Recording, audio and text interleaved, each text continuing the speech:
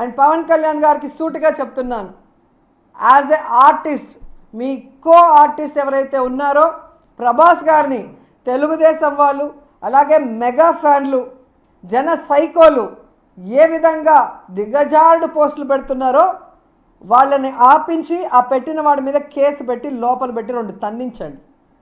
అలాగే అల్లు అర్జున్ గారి మీద ఆయన కుటుంబ సభ్యుల మీద నీచంగా పెట్టే ఆ పోస్టులు ఏవైతే పవన్ కళ్యాణ్ సోషల్ మీడియా ఉందో దానికి ఫుల్ స్టాప్ పెట్టండి. అలాంటి తప్పు చేసే వాడి మీద కేసు పెట్టించి లోపల పెట్టండి. ఆ తర్వాత మీరు జనాల ముందు ఏడిస్తే ఎవరైనా నమ్ముతారు.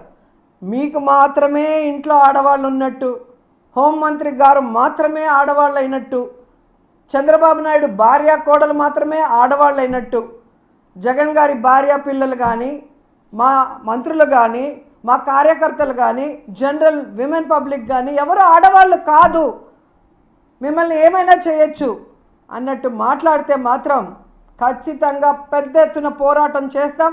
ఈ పోలీసులు ఎవరైతే మీకు సపోర్ట్ చేస్తున్నారో వాళ్ళని మాత్రం వదిలిపెట్టేది లేదు. ఇప్పటికైనా మీరు మీ డ్యూటీ కరెక్ట్గా చేయండి. అక్రమ కేసులు, వేధింపులు, కొట్టడాలు, బూతులు చేస్తే చెప్పారుగా జగన్ గారు, అదే జరుగుతుంది. అలాగే నాకు తెలియదు, మీరు ఏ ఛానల్ నేను తెలియదు కానీ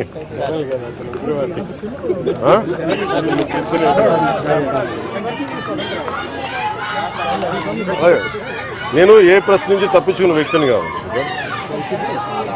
మేడం షర్మిలా గారికి సంబంధించి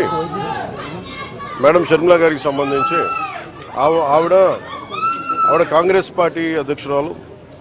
ఆవిడకి ఎందుకంటే నేను లా అండ్ ఆర్డర్ నా చేతుల్లో లేదు, నేను ప్రతిపాదన పంపగలను. నేను పబ్లిక్గా చెప్పడం అంటేనే ప్రతిపాదన. ఖచ్చితంగా వాళ్ళు అప్లై చేసుకొని ఆ థ్రెట్ అసెస్మెంట్ చేసి ఖచ్చితంగా వాళ్ళకి రాష్ట్ర ప్రభుత్వం కల్పిస్తుందని నేను చూస్తున్నాను.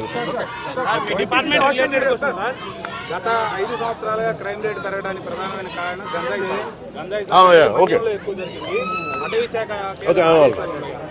దీంట్లో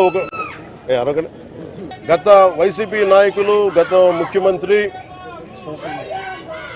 ఆయన పోలీస్ అధికారులను బెదిరిస్తూ ఉన్నారు. ఐపీఎస్ మన చిత్తూరు జిల్లా ఐపీఎస్ అధికారిని సుబ్బారెడ్డి గారిని మీరు ఎక్కడ సప్త సముద్రంలో మీరు వెళ్ళినా కానీ వెతికి పట్టుకుంటాం, డీజీపీ గారిని వదలం రిటైర్మెంట్ అయినా అని చెప్తా ఉన్నారు.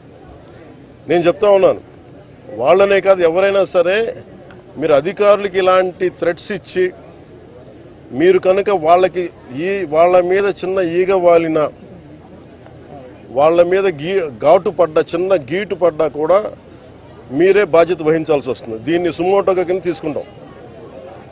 ఇది నేను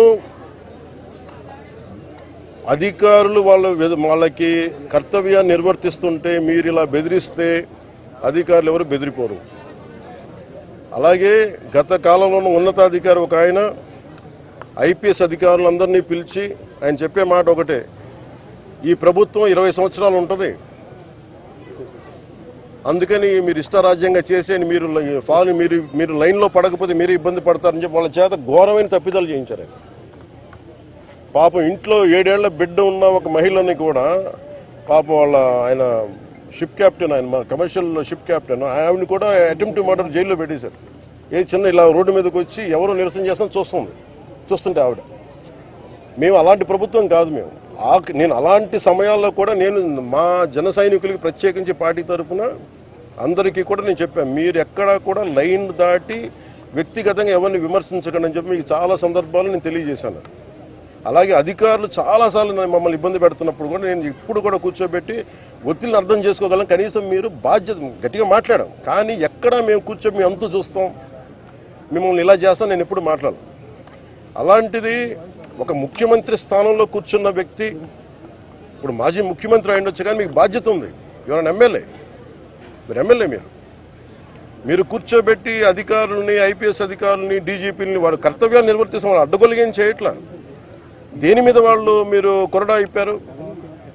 ఇళ్లలో కూర్చొని ఆడపిల్ల మీరు అంటున్నారు రోడ్డు మీద ఆడపిల్లలకు సంరక్షణ లేదని.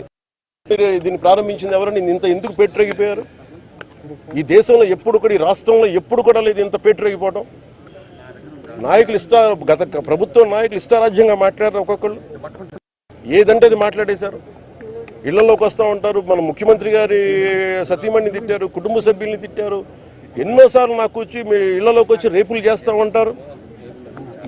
ఇలాంటి మీకు 3 ఏళ్ల బిడ్డల్ని 5 ఏళ్ల బిడ్డల్ని మీరు రేపులు చేసి ఎందుకు వచ్చేస్తున్నారంటానికి పాలించాల్సిన నాయకులు అసలు క్రమశిక్షణలో ప్రజాస్వామ్యాన్ని బలంగా తీసుకెళ్లాల్సిన నాయకులు ఇష్టారాజ్యంగా మాట్లాడుతూ ఉంటే కింద క్రిమినల్స్కి ఏమైపోతే మనం తప్పులు చేస్తే పర్లేదు. This has become a president. అందుకని మేము మేము మొన్న చెప్పాము, మెతక ప్రభుత్వం మంచి ప్రభుత్వం కానీ మెతక ప్రభుత్వం కాదని. అలాగే మేము ఎవరైతే వార్నింగ్లు ఇస్తున్నారో వారికి నేను చెప్తా ఉన్నాను, this I will take to the highest authorities in India. గుర్తుపెట్టుకోండి, ఒక్క ఐపీఎస్ అధికారి ఇప్పుడే కాదు భవిష్యత్తులో కూడా 10 సంవత్సరాల తర్వాత అయినా సరే కేసు మీ మీద వచ్చేలా పెడతాం. ఇంకొకసారి ఇలాంటి వార్నింగ్ ఇప్పుడే కాదు భవిష్యత్తులో కూడా 10 సంవత్సరాల తర్వాత అయినా సరే కేసు మీ మీద వచ్చేలా పెడతాం. ఇంకొకసారి ఇలాంటి వార్నింగ్. ఇప్పుడు ఆపరేషన్ లేకుండానే మోకాళ్లకు ప్లాస్మా ట్రీట్మెంట్. మీ ఆర్థోపెడిక్ సమస్యలన్నిటికీ రోబోటిక్ టెక్నాలజీ ద్వారా తక్కువ ఖర్చుతో శాశ్వత పరిష్కారం. Free consultation. ప్రతి ట్రీట్మెంట్ పై 20% డిస్కౌంట్. ఈ ఆఫర్ కొద్ది రోజులు మాత్రమే. త్వరపడండి. V9 hospitals 9281465842.